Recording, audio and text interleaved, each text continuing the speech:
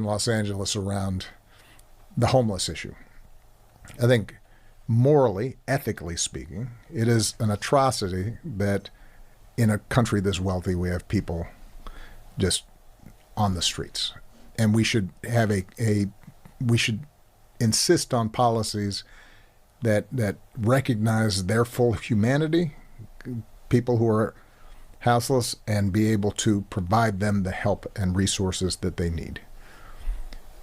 But we should also recognize that the average person, doesn't want to have to navigate around a tent city in the middle of downtown, and that we're not going to be able to build a working majority and support for the resources that we need to help folks like that, whether it's drug treatment or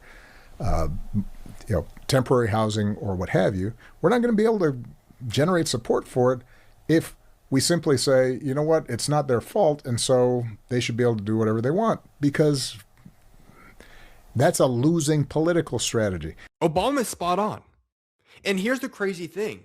The left has gone so radically to the left that Obama almost sounds, in a certain sense, conservative in his view.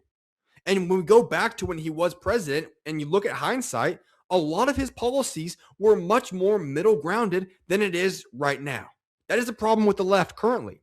And I think when you have Obama coming out and speaking truthfully about the destruction, the foolishness of Gavin Newsom and California's game plan, he's spot on. If you are the left, you have a horrible game plan right now heading into the 2028 election, where you think that you're going to win this debate in these elections by continuing the same garbage that you currently are living in. California is a mess in countless areas and ways, and Obama is calling it out. And all I can say is this: there is a reason why you have people called, the Obama Republicans or the Trump Democrats. There is a large pool of people that went from voting for Obama to transitioning over to Donald Trump. Why is that? Because a lot of the things that they stood for were similar in some way, shape, or form. Of course, lots of differences too. But look at the policy specifically. There were a lot of similarities that the two of them had, and Obama knew what winning was. He dominated 2 elections.